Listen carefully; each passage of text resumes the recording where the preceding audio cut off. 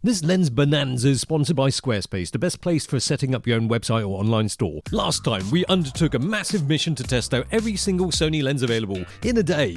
24 lenses done and only 40 left to go. I thought we're almost there, Locke. It felt like I can see the finishing line. No. I might as well start off with the crop. I like these. I've used both of them and currently use the PZ one. This one, the 10 to 18 millimeter. It's really old. Yeah, actually when I first went solo, this was the lens I used. It's compact, lightweight, but I bent it. Oh. So the filter thread was just mashed up. So it's metal, it's not plastic. No, so when I say bent, it was cracked. Yeah, okay. So it just went inwards. On some of their new fancy lenses, even their G Masters, they've got plastic filter threads, but presumably they would be quite tough plastic. But these, you know, they should be. It should be like a Mark II, but they've gone slightly longer with this, 20 millimeters versus 18 millimeters, so you get a bit more reach. And this one goes closer to 20 centimeters. This is 25 centimeters. Both same filter threads, so if you've mashed that up and then it's like, oh no, what do I do with the filters? Boom, use it on the new one. However, so I consider this a vlogging lens. It's like the 1635, it's the vlogging lens. Yeah. That's the vlogging lens for full frame 1635, this is the vlogging lens for crop. When this came out, I thought, but you need OSS for vlogging when you're walking and talking. But I think Sony put a lot of hope in the active stabilization, that people would just use that, because some of their new lenses, they kind of took away the stabilization. Yeah, as I always say, Sony OSS, it doesn't make much difference, especially in video. So might as well. Just take away? Might as well.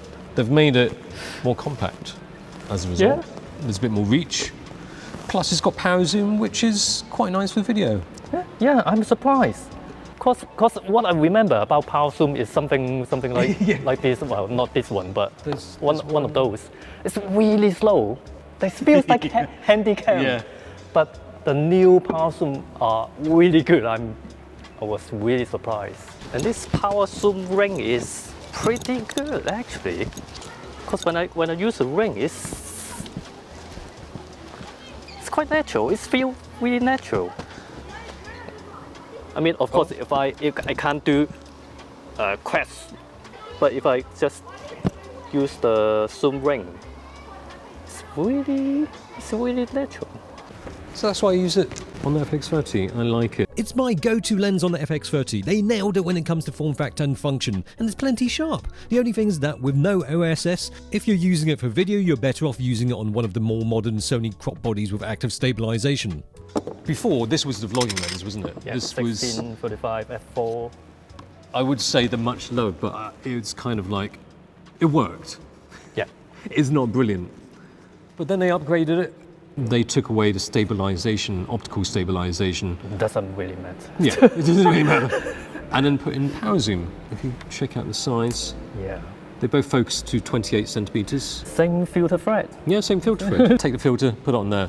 Yeah. Take the filter, put it on there. I never really liked this as a photography lens.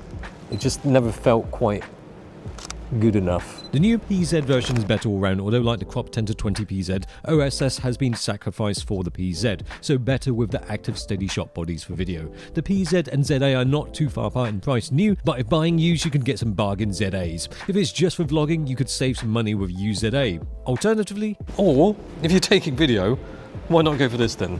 Yeah? If you don't mind a bit of bulkiness for full frame, why not just go for this? So this is T3.1. So it should be this, isn't it? Yeah, it's probably the 2.8. That's 22 centimeters. The first one is 28 centimeters, and the cinema version is 28 centimeters. So it's probably based on the first version. For those deciding between the two 2.8 GMs, well, the second version is better, obvs. It has a little bit better corner sharpness, and surprise, surprise, it's smaller and lighter. And the new price isn't all that much different. A few £100, couple $100 on a roughly 2K lens. The GM2 makes a lot of sense. These are both f2.8, the G Master, these are the photo versions. And the cinema one is T3.1, so basically it's probably that. That's just the actual transmission speed. Look at that. Your battery life just dropped 30%. Yes. The 2.8s, they don't have power zoom. So if you want a power zoom 2.8, well, you have to go for this. It's got a pumpy ring. Autofocus, full manual focus. So when you got it on AF, MF, the ring, well, you know, it's going to be focused by wire anyway, but the ring goes all the way around. Does the power zoom actually move the ring? Oh yeah, it's a servo zoom. Oh yeah, look at that. That's cool. You make it faster. Two-step speed. This is like some TV lens. Vlogging with this, guarantee you can't get in any places. Guaranteed success with the ladies or men, with that, whatever you like. But I would choose that. The PZ, the F4. It doesn't matter too much that, okay, you won't get that shallow depth of field, f2.8, but the PZ is smaller, it's lighter, and the PZ, I'll mention it again. Otherwise, if you want ultra wide, and you don't need filters. 12 to 24 f4, 12 to 24 f2.8. Over 10 years ago, I'd probably pick the faster one, but I just prefer something which is just right. The balance is there with the f4. You know, how does it make a difference? F4, ISO 400, that's 50 for a second. F4, f2.8, ISO 250 works. Same shutter speed. F2.8 GM at f2.8 is as sharp as the F4G at f4. It's really good, but it's 50% heavier and 50% more expensive. And it's all about having a little extra speed because you won't get much shallow depth of field with ultra wides. So standard zooms. 4 of them! Yeah, there's plenty to choose from. This is one of those early ones. Probably the ones you got with the NEX. Of course, they made it to be used, which is why you've got a zoom lens, and in the light you can't see what focal length you're on. Like, look at that. It's amazing how far Sony has come from this. Well, that's not bad. It's quite slow. 4 to 5.6. Yeah. But that's kind of fine if you have a lens this small. This is probably one of the more affordable options, I guess. The 28-70, not particularly cool, but yeah, it's cool. It was the kit lens from the very beginning. It's the OG. It got people taking photos with the newly launched A7 series. And for that, it's a cool lens. This is one of those NGX camcorder. Yeah, oh yeah. That's got a lot of reach actually, 18 to 200. 3.5 to 6.3. I have to kind of do this to try and read it. Whoa! Oh, this is one to show off. Whoa! Look at that. I'm a grower. Wow, that's got a lot of reach. 24 to 240. I mean, whoa! Okay. The benefit of a super zoom, it's quite obvious. It's got a bit of poo stuck on its arse. You know, that's why you wear jumpers up here, not down there. Amazing reach on full frame, pretty decent for half the zoom range, and then it's mediocre on the long lens. But there's a lens that's very practical, if you don't mind the slow max aperture. Likewise, these lenses are alright lenses for cheap risers, as long as you don't need the speed. That's the 24 to 70 2.8, and that's the sequel. Look how much they managed to shave off the size. It's like back in the days of the Canon 24-70 2.8. It just felt like, oh God, what a chore it is to carry that around. Less of a chore. It's still a chore, but it's really fine. It feels more like a 24 to 105 f4 weight. So, but if you're going slower than the 2.8, you got the f4, and that was back in the days, old school finish. The new one, they went wider. It's not just, okay, that's faster, this is slower and maybe a bit lighter. No, it goes wider as well. And that is actually quite useful, especially, yes, we'll say it, vlogging. That is more useful for vlogging than that. Because with the 16-35 vlogging lenses, when you zoom in, 35 doesn't really get you close enough to the detail. Otherwise, oh yeah, we've got 24 to 105, which Locke is using. Probably he's testing right now, you're seeing it in the whole video. The 24 to 105mm has always been a great versatile standard zoom lens, so long as you don't need an f2.8 aperture. Also, it's great that this still has OSS, because this lens is really up against the 20 to 70 f4, which doesn't have OSS. It's really down to which side you prefer the extra focal range on. For old time's sake, Can't remember if I've actually reviewed this old lens before. I mean, I think they must have felt like, okay, the 24-70 is, you know, the very definition of what a G Master should be. It's, you know, they bettered that.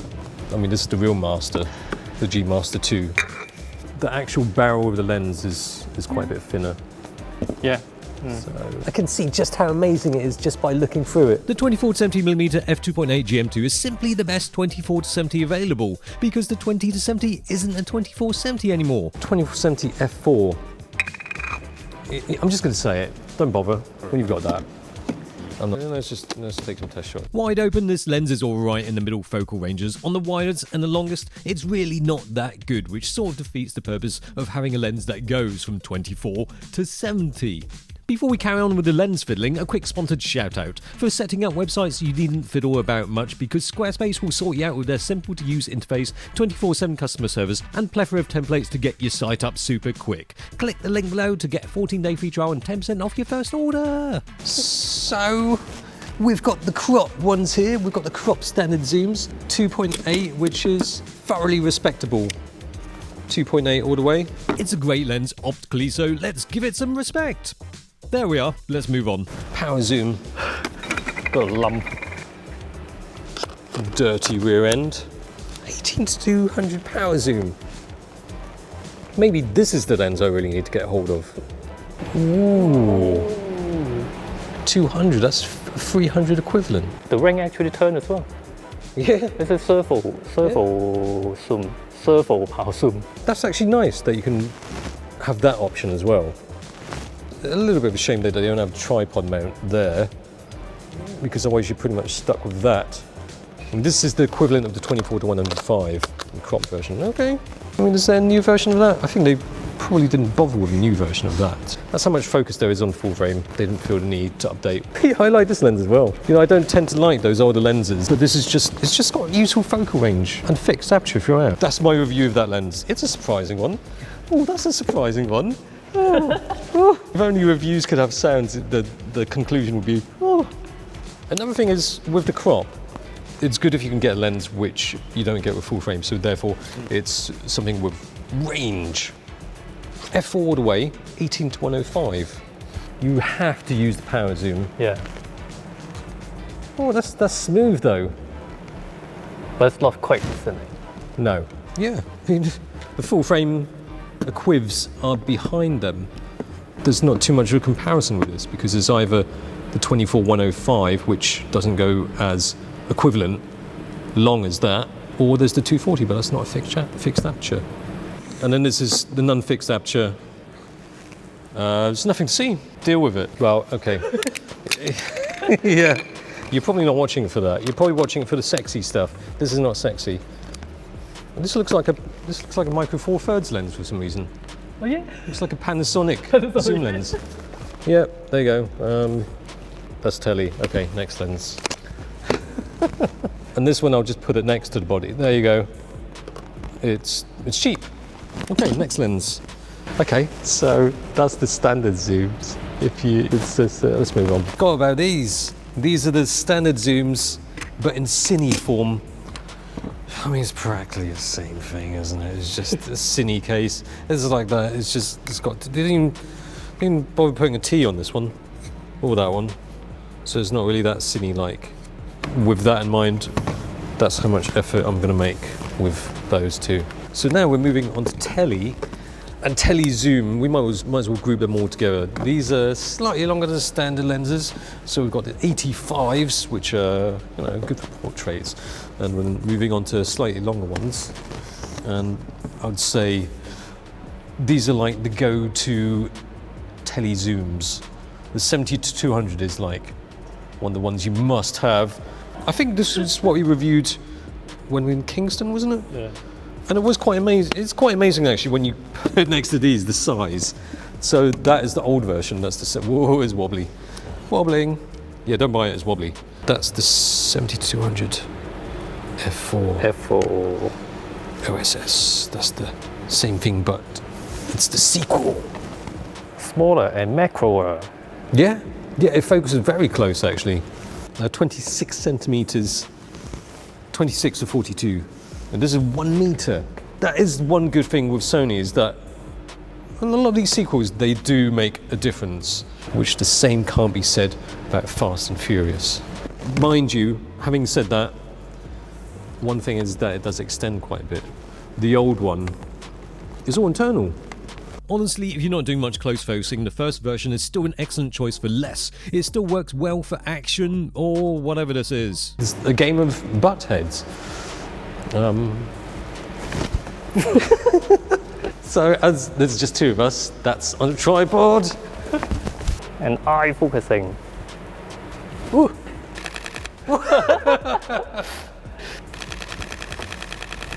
This is quite rubbish. It's ridiculous. I mean, the butthead thing. the kind of rubbish you get from Amazon. Not even one that actually stick.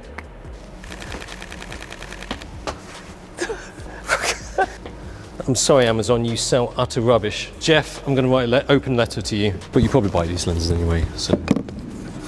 same can't be said with the sequel here. It's pretty much the same size. It's just a better lens. 2.8, 2.8, version 1, version 2.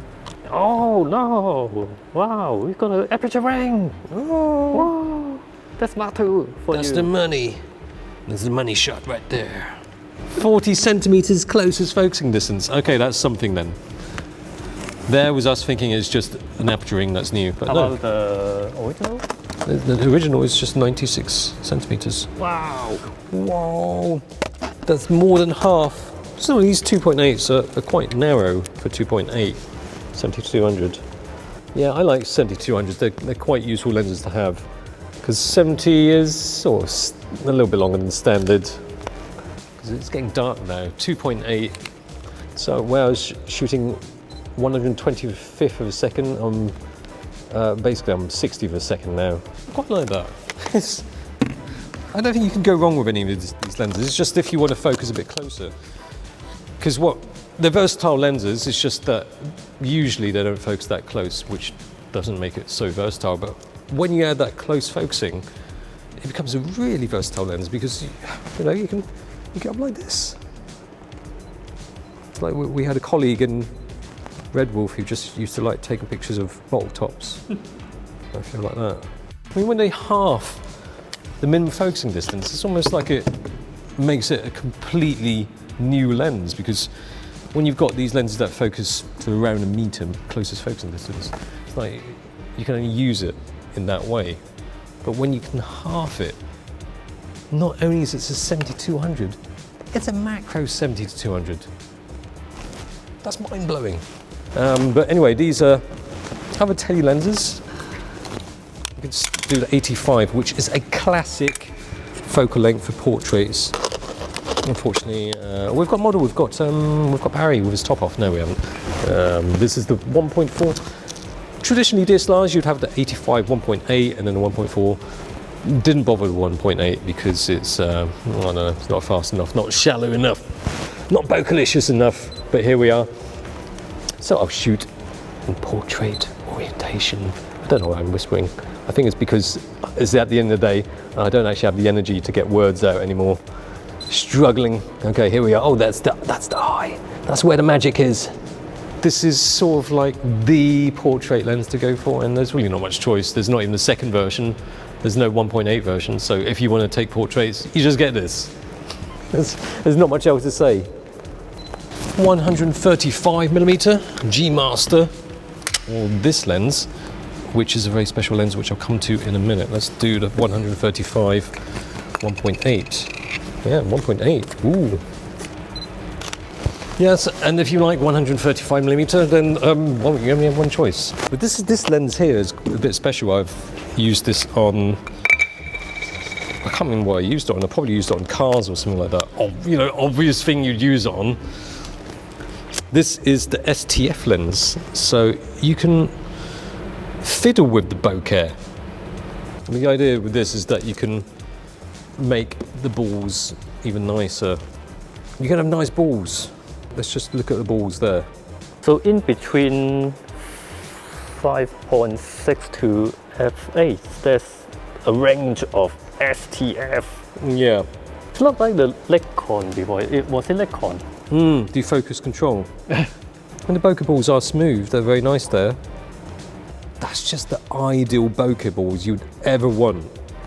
The edges are just soft and dreamy.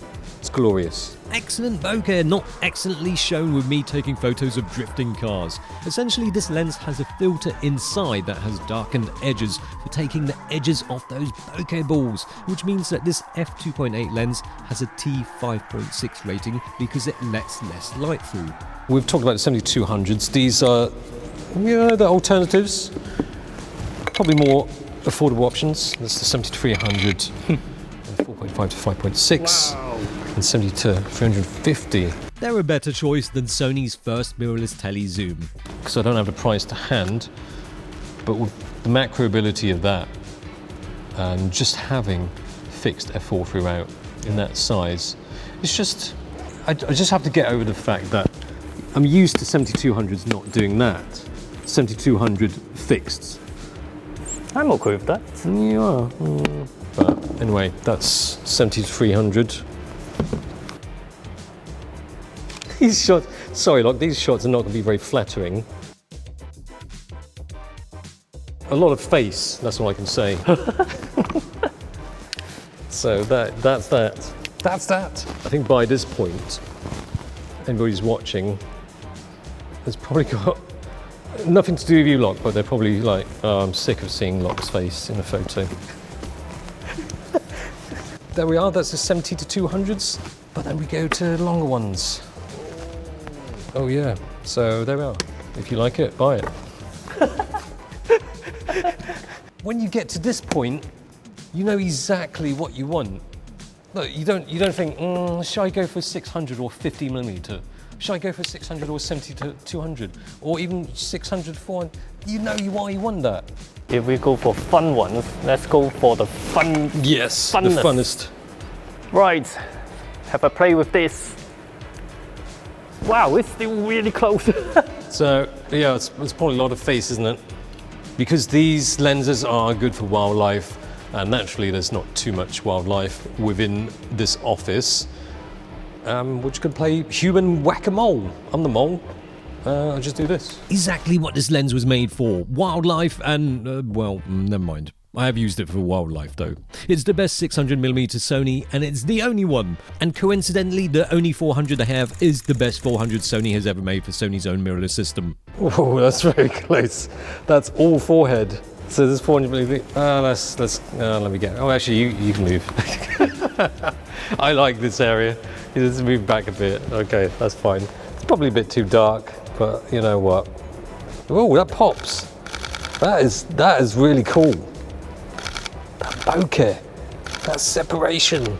I think you'll guess what I might say about the recently launched 300, so I won't say it. They couldn't get this in as there's not many around at the moment. All right, thanks for watching. Okay, a couple more lenses. You know, all of these are for very specific kind of uses. The 100, the 400, 200, 600. It's sort of just like a more versatile version of these. It's just that you sacrifice that maximum aperture. It's not fixed throughout the range. They can be so useful in the wild, in daylight. But it's the end of the day here and we're indoors, so we can only show you, with a scary floaty child in the background, just how not so good they are with slow max apertures. I had to bump up the ISO just to get a reasonable handheld shutter speed. You go for 400, 600, and then for anything else you get 70 to 200. So these are the practical, just sheer practical lenses. Like any of the other non-fixed aperture lenses, you get it for practicality. Also, you can argue that high ISO are so good these days on modern cameras. Yeah, it's just if you're, I don't know, if you're taking video, you don't want to have a non-fixed aperture because when you're zooming, it's like, it gets darker, quite a bit darker. It's like a retro lens. It's like something from the film days. It's not even just, okay, they took it from Minolta's digital cameras, or maybe they did, because their Minolta cameras look kind of very outdated. I don't think we're really using this as sort of serious image quality test shots. It's just an idea. If it was very serious, well, you'd be on another channel, but also this video would be incredibly long. There's no way. Feature film. Yeah, you can't take 73 lenses and just do all of them scientifically, and probably wouldn't want to. And I've got a couple lenses in the shot, but too bad. There's another macro there on the table, but it's one of those NEX lenses where I just think not many people are going to buy that. Not many people are going to think, you know what, I fancy that lens. They're just not very good for everyday use. There was probably one of these on the table too, but I missed it. Probably tired or subconsciously didn't want to pick up. Useful lens that often comes as a kit, but optically not that good at all. I've used it a lot, and despite using it so many times, I still don't like it anymore.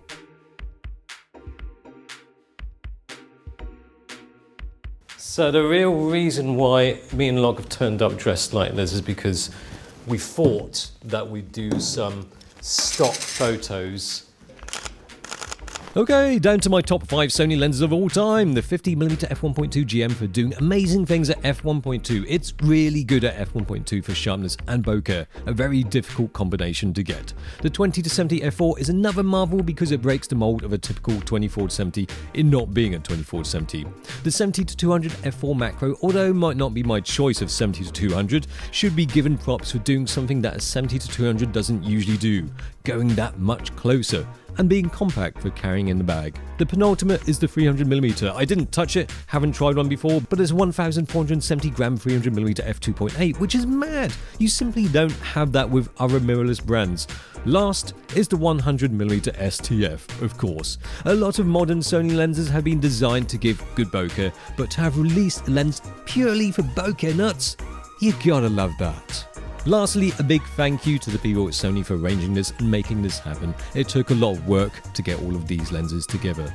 It's always mentioned how many Sony mirrorless lenses there are, but when you see it all in one place and handle them all, it really hits you how spoiled for choice Sony shooters are. The system is so mature that they're already refining a lot of the lenses with new versions, and I'm sure 2024 is going to bring many, many more. We just might need an extra day to cover them all again. Happy New Year.